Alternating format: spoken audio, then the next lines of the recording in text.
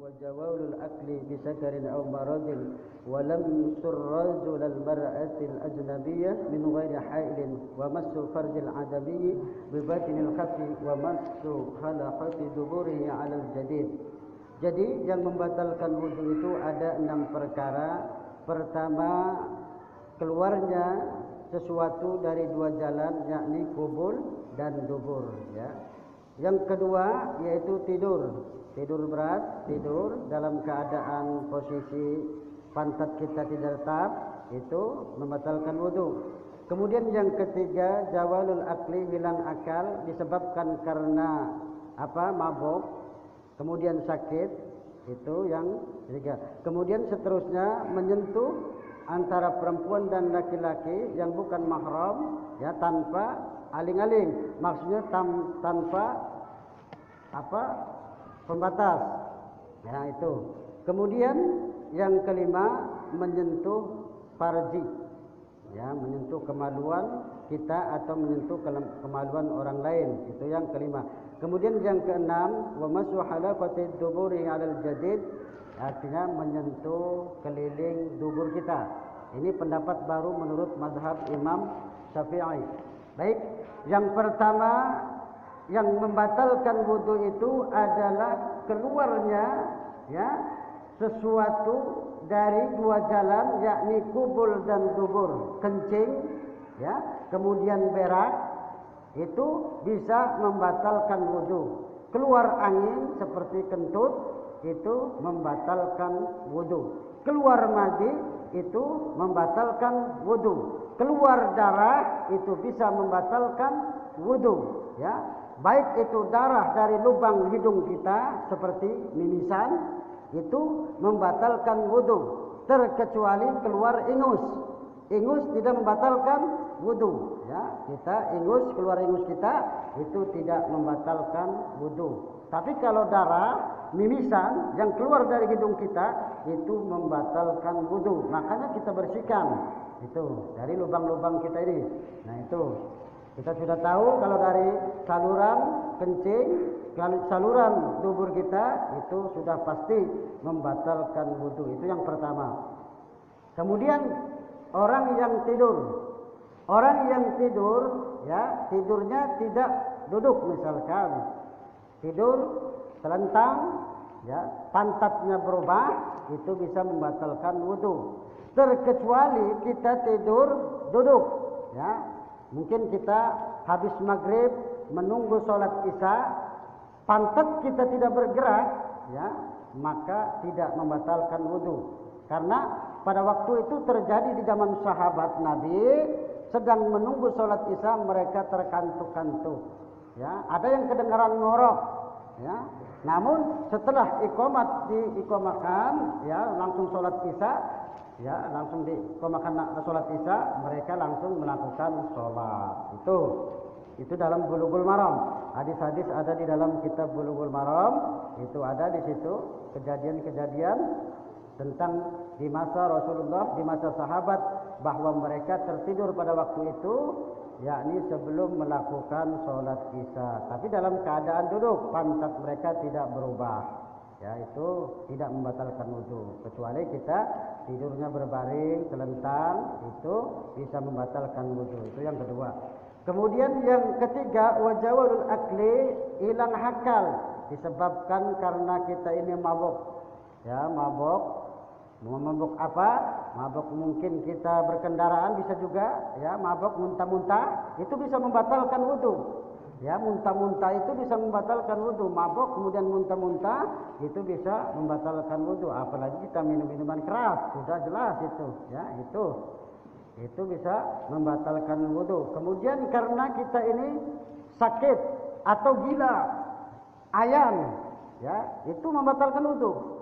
Penyakit ayan yang langsung itu bisa membatalkan wudu. Ayan, kita tahu penyakit ayan, ya, apalagi gila itu bisa membatalkan wudu. Kemudian seterusnya yang keempat, kita bersentuhan dengan apa? Dengan laki-laki dan perempuan, itu bersentuhan kulit itu bisa membatalkan wudu. baik itu kita memegangnya itu batal ataupun yang dipegangnya itu batal, ya. Misalkan kita pegang perempuan itu batal kita. Yang perempuan tadi pun batal, yang dipegang ataupun yang memegang itu batal wudunya. Itu, ya. Karena dia bukan mahram kita, ya. Kalau terlibat hubungan dengan kita, baik itu dalam hubungan nasab atau persusuan, itu tidak membatalkan wudu. Bagaimana istri kita? Pertanyaannya, bagaimana istri kita? Istri kita kalau menurut mazhab Imam Syafi'i itu batal, ya. Batal kita megang istri kita, ya. Jadi kalau kita punya wudu, memegang istri kita itu batal. Ini menurut mazhab imam kita, Imam Syafi'i. Namun ada imam-imam yang lain, mazhab yang lain, bersentuhan dengan istri kita itu tidak membatalkan wudu. Jangan salah paham, ya. Jangan salah paham. Ini pendapat mazhab yang lain. Tapi kita mengikuti mazhab yang mana? Kalau kita mengikuti mazhab Imam Syafi'i, maka bersentuhan dengan istri kita itu batal. Bersentuhan kulit tanpa ada aling-aling kain misalkan, itu batal. Tetapi kalau mazhab yang lain itu tidak membatalkan. Kenapa?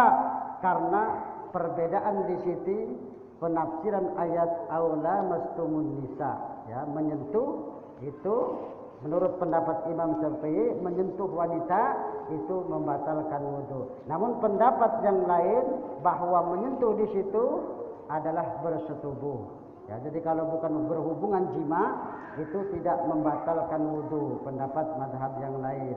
Nah, itu terkecuali satu, dalam hal kita misalkan tawaf di Ka'bah. Kalau imam kita, Imam Syafi'i itulah membolehkan dalam satu hal itulah. Jadi antara perempuan dan laki-laki campur baur itu tidak membatalkan wudu. Pada saat itulah dibolehkan oleh mazhab kita, ya. Makanya ada, kalau kita ke situ beralih dengan mazhab ini, ya. Cuman itulah yang dibolehkan kalau menurut mazhab kita Imam Syafi'i, yaitu. Jadi perbedaannya. Memang ada hadis tentang Rasulullah mencium sebagian istri-istrinya, kemudian dia langsung melakukan sholat.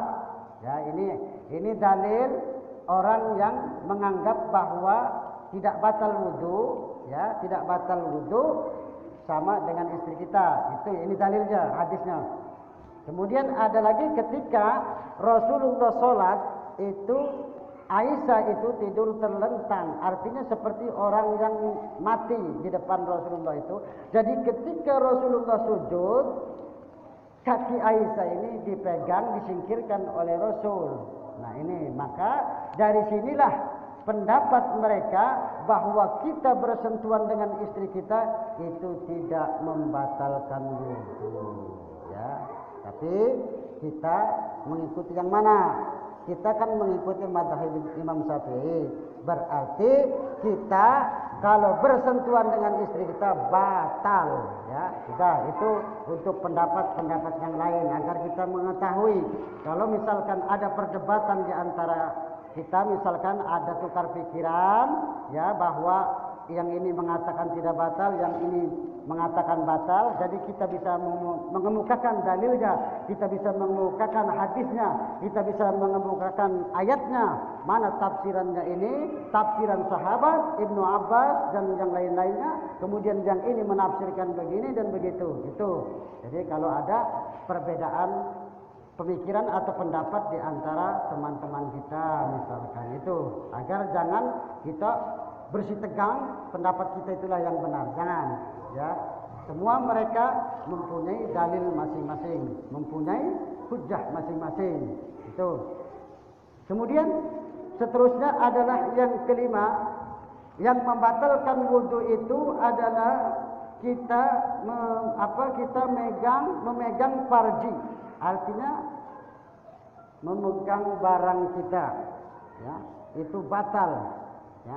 Baik itu laki-laki ataupun perempuan, baik kita memegang, ya, memegang itu adalah anak kecil, anak-anak itu batal sama, ya.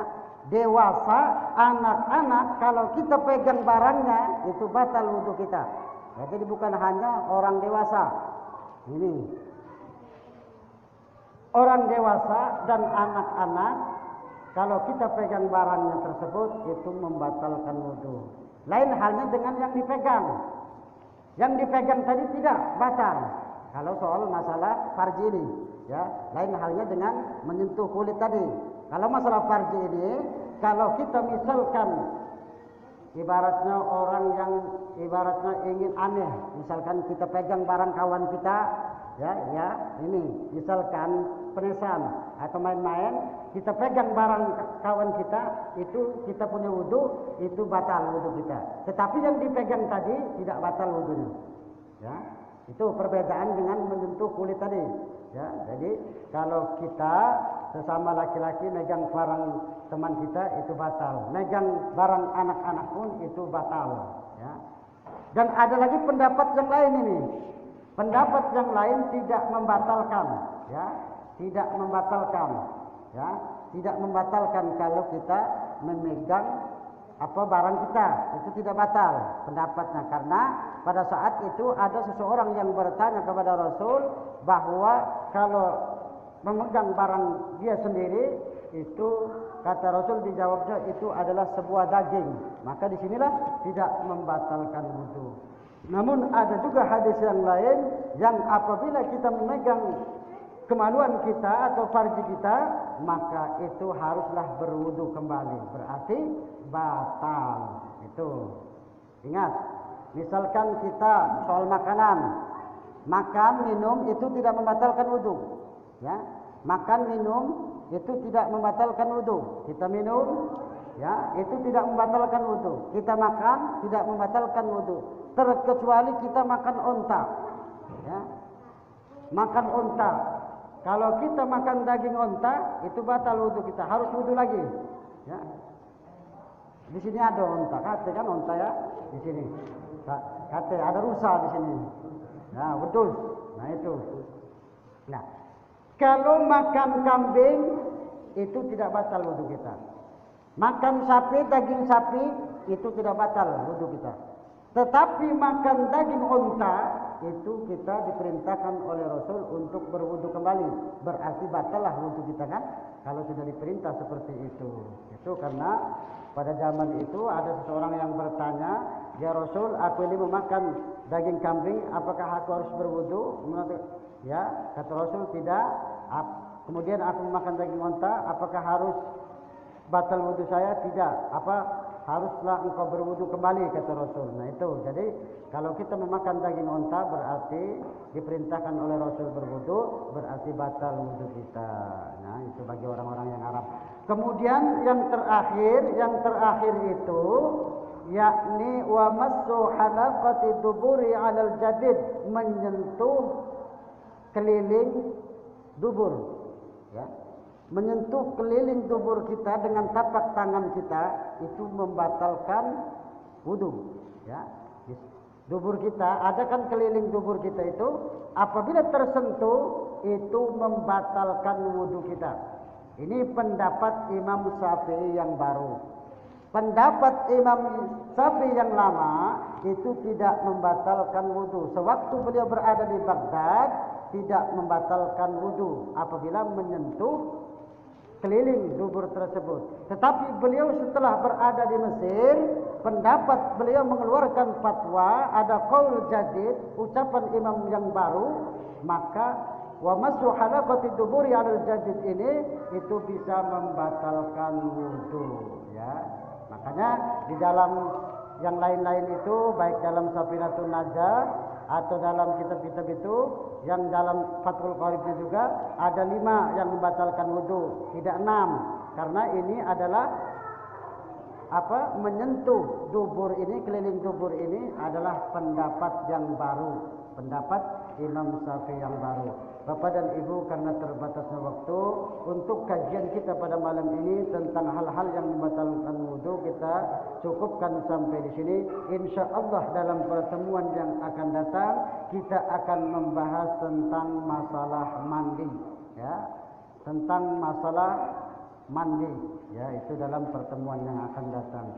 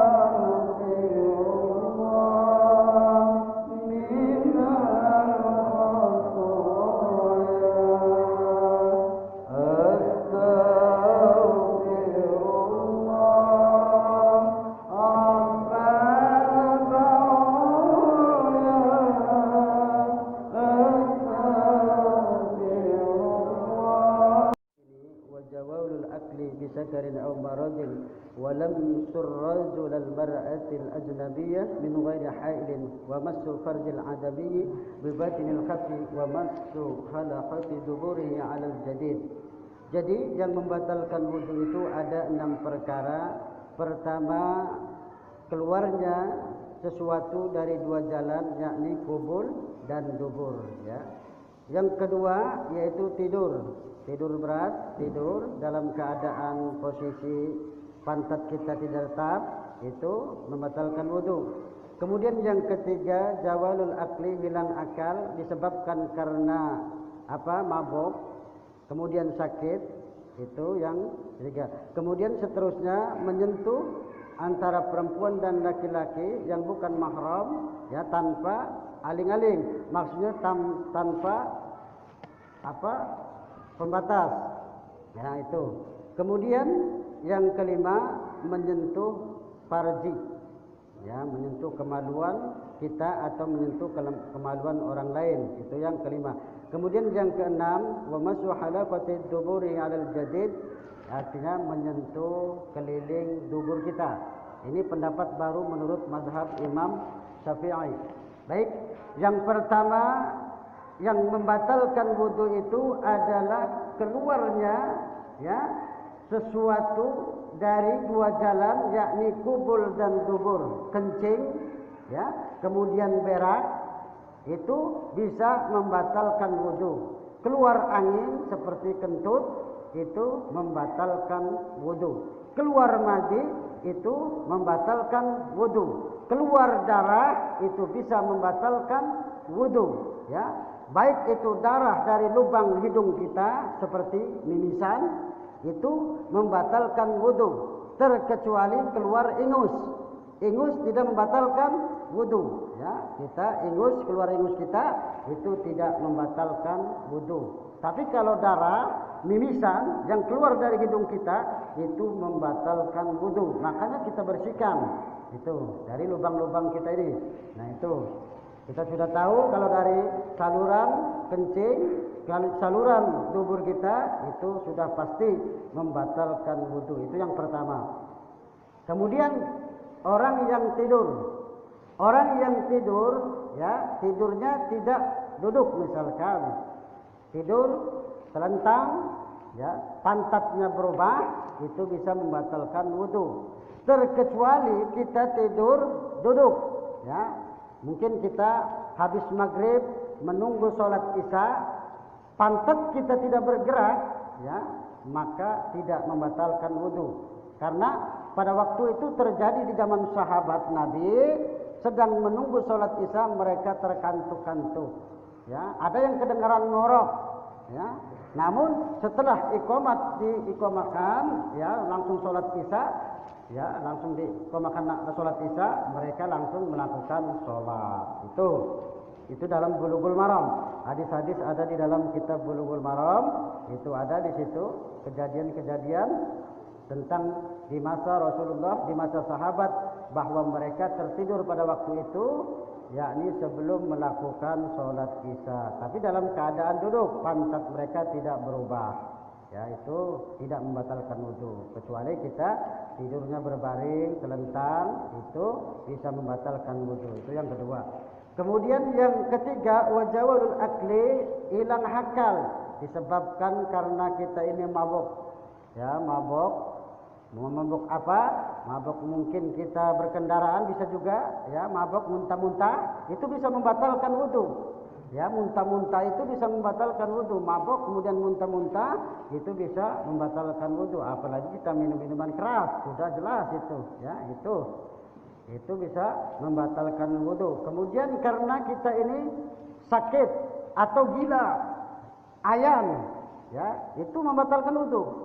Penyakit ayan yang langsung itu bisa membatalkan wudu. Ayan, kita tahu penyakit ayan, ya, apalagi gila itu bisa membatalkan wudu. Kemudian seterusnya yang keempat, kita bersentuhan dengan apa? Dengan laki-laki dan perempuan itu bersentuhan kulit itu bisa membatalkan wudu. Baik itu kita memegangnya itu batal, ataupun yang dipegangnya itu batal. Ya, misalkan kita pegang perempuan itu batal kita. Yang perempuan tadi pun batal. Yang dipegang ataupun yang memegang itu batal wudunya. Itu, ya, karena dia bukan mahram kita. Ya, kalau terlibat hubungan dengan kita, baik itu dalam hubungan nasab atau persusuan, itu tidak membatalkan wudu. Bagaimana istri kita? Pertanyaannya, bagaimana istri kita? Istri kita kalau menurut mazhab Imam Syafi'i itu batal. Ya, batal kita megang istri kita. Ya, jadi kalau kita punya wudu, memegang istri kita itu batal. Ini menurut mazhab imam kita, Imam Syafi'i. Namun ada imam-imam yang lain, mazhab yang lain, bersentuhan dengan istri kita itu tidak membatalkan wudu. Jangan salah paham. Ya, jangan salah paham. Ini pendapat mazhab yang lain. Tapi kita mengikuti mazhab yang mana? Kalau kita mengikuti mazhab Imam Syafi'i, maka bersentuhan dengan istri kita itu batal. Bersentuhan kulit tanpa ada aling-aling kain misalkan, itu batal. Tetapi kalau mazhab yang lain itu tidak membatalkan. Kenapa? Karena perbedaan di sini penafsiran ayat aula mastumun nisa, ya, menyentuh itu menurut pendapat Imam Syafi'i menyentuh wanita itu membatalkan wudu. Namun pendapat yang lain bahwa menyentuh di situ adalah bersetubuh. Ya, jadi kalau bukan berhubungan jima itu tidak membatalkan wudu, pendapat mazhab yang lain. Nah, itu. Terkecuali satu, dalam hal kita misalkan tawaf di Ka'bah.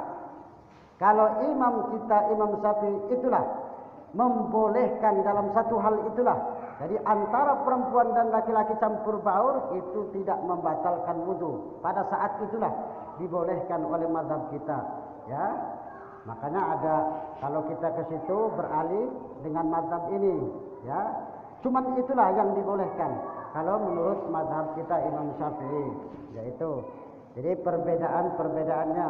Memang ada hadis tentang Rasulullah mencium sebagian istri-istrinya, kemudian dia langsung melakukan sholat.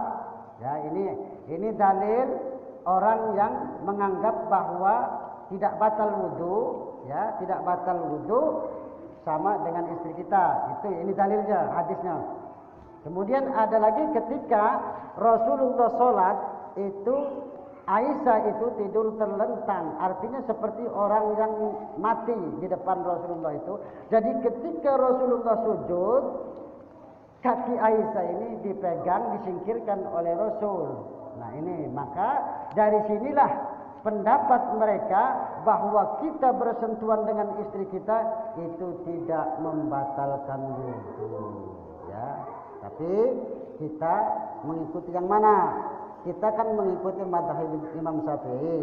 Berarti kita kalau bersentuhan dengan istri kita batal, ya. Sudah, itu untuk pendapat-pendapat yang lain agar kita mengetahui kalau misalkan ada perdebatan di antara kita, misalkan ada tukar pikiran, ya, bahwa yang ini mengatakan tidak batal, yang ini mengatakan batal, jadi kita bisa mengemukakan dalilnya, kita bisa mengemukakan hadisnya, kita bisa mengemukakan ayatnya, mana tafsirannya ini, tafsiran sahabat, Ibnu Abbas dan yang lain-lainnya, kemudian yang ini menafsirkan begini dan begitu, gitu.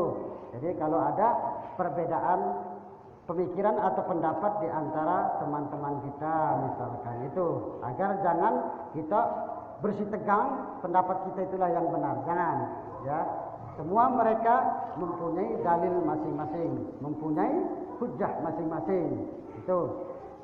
Kemudian seterusnya adalah yang kelima, yang membatalkan wudu itu adalah kita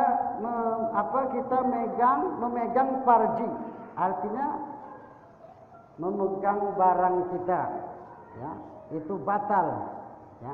Baik itu laki-laki ataupun perempuan, baik kita memegang, ya, memegang itu adalah anak kecil, anak-anak itu batal sama, ya.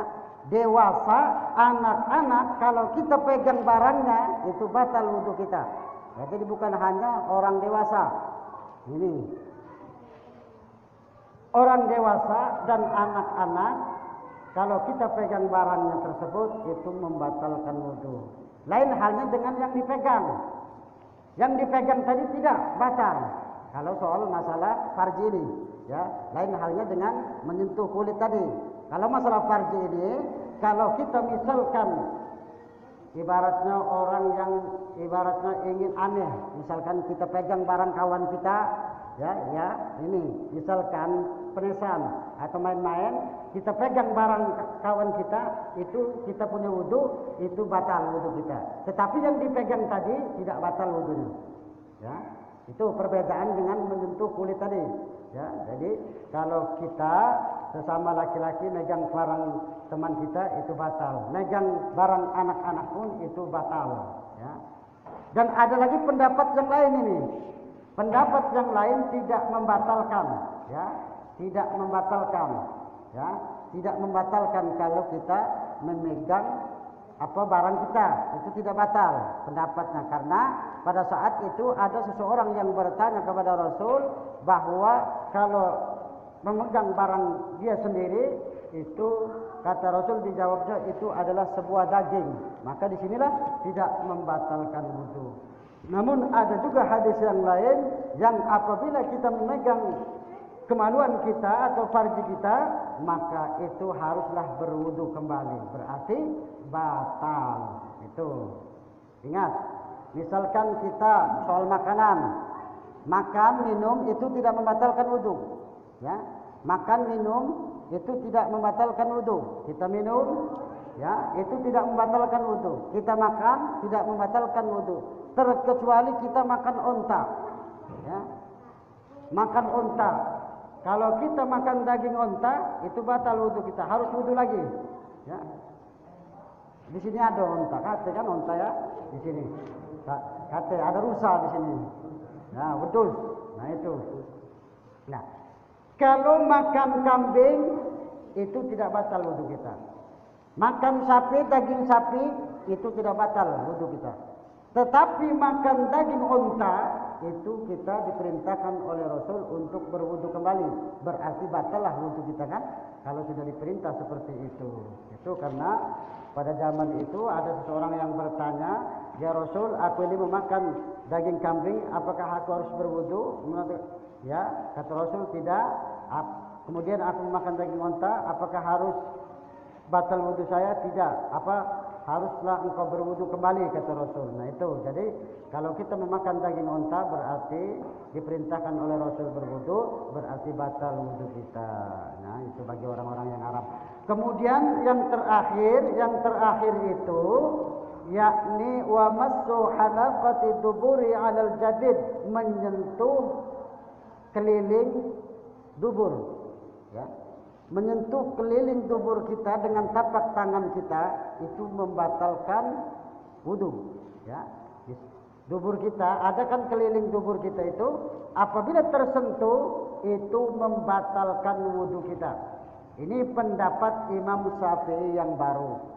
Pendapat Imam Syafi'i yang lama itu tidak membatalkan wudu. Sewaktu beliau berada di Baghdad tidak membatalkan wudu apabila menyentuh keliling dubur tersebut. Tetapi beliau setelah berada di Mesir, pendapat beliau mengeluarkan fatwa, ada qaul jadid, ucapan imam yang baru, maka wa masu halaqati duburi 'alal jadid ini itu bisa membatalkan wudu, ya.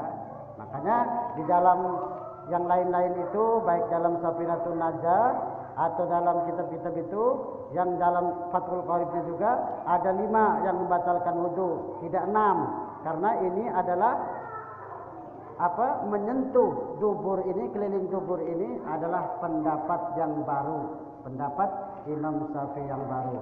Bapak dan Ibu, karena terbatasnya waktu, untuk kajian kita pada malam ini tentang hal-hal yang membatalkan wudu kita cukupkan sampai di sini. Insya Allah dalam pertemuan yang akan datang kita akan membahas tentang masalah mandi, ya, tentang masalah mandi, ya, itu dalam pertemuan yang akan datang. Astaghfirullah.